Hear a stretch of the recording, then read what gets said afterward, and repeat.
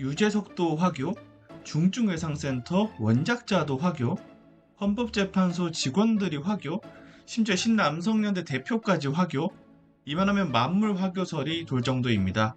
윤석열 대통령 탄핵 국면에서 M1 사람들을 화교, 중국인으로 지목하고 비난하는 행태가 반복되고 있는데요. 왜 이러는 걸까요? 지금부터 3분 만에 미디어를 파헤칩니다. 미디어 오늘 금준경 기자입니다.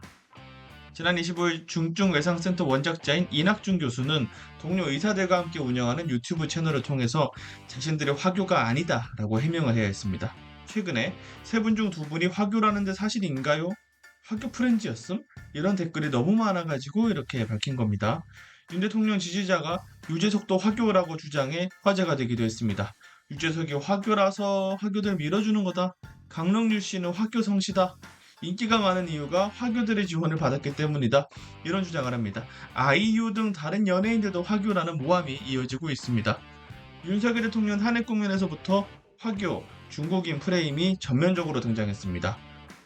촛불 집회에서 중국 우유값이 나왔다며 중국인이 집회에 대대적으로 참여했다는 주장이 제기됐습니다. 제로 웨이스트 샵의 알맹 상점 직원들이 대만에서 마신 밀크티와 두유 종이값을 재활용한 것이었죠. 해명을 했지만 화교, 중국인으로 의심하며 주민등록증을 보여달라 이런 요구를 한 사람들도 있었다고 합니다. 이외에도 집회에 중국어 플래카드가 있다는 주장도 있었는데요. 도쿄 촛불 집회에서 사용했던 일본어 플래카드였습니다. 제1한국민주통일연합의 촛불 집회 사진을 통해 쉽게 확인할 수 있는 내용이었습니다. 탄핵 심판이 시작되자 헌법재판소 직원들을 가리켜서 이름이 중국풍이다라고 하면서 화교라고 주장하기도 했는데요. 이름에 이 귀가 들어간다는 이유로 안기령 더불어민주당 대변인을 공격하는 의도도 생겼습니다. 심지어 극우 진영이 분열하면서 신남성연대 대표를 향해서 화교다라는 공격이 등장하기도 했습니다. 왜 이렇게 화교라는 프레임이 많아진 걸까요? 과거엔 빨갱이, 종북 이런 프레임을 즐겨 썼는데 최근에 한국이 북한을 압도하면서 위협적으로 느껴지지 않다 보니까 새로운 적을 만들어낸 것 아닌가 싶습니다. 중국의 문제적 행보와 이민 등으로 만들어진 반중 정서를 활용하는 면도 있을 거고요. 중국 수교 이후에 이민 온 이들이 아닌 과거 한국에 정착한 화교라고 주장하는 이유는 뭘까요?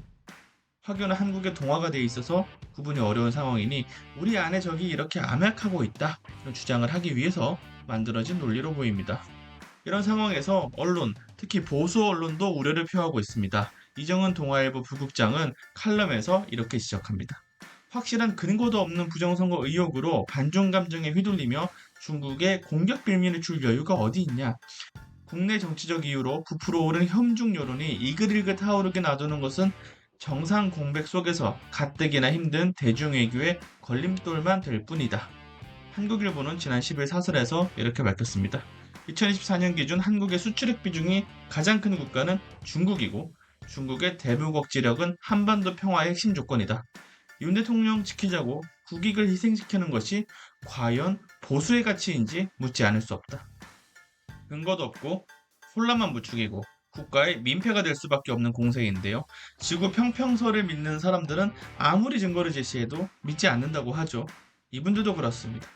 대만 우유값을 사용했다가 중국인으로 몰린 알맹상점의 정명희 매니저는 미디어 오늘에 이렇게 지적했습니다. 아무리 아니라고 해도 진위는 중요한 게 아니었다. 심증을 확인시켜줄 만한 이야기거리가 더 필요했고 부풀리는 게 핵심 같았다. 미디어 오늘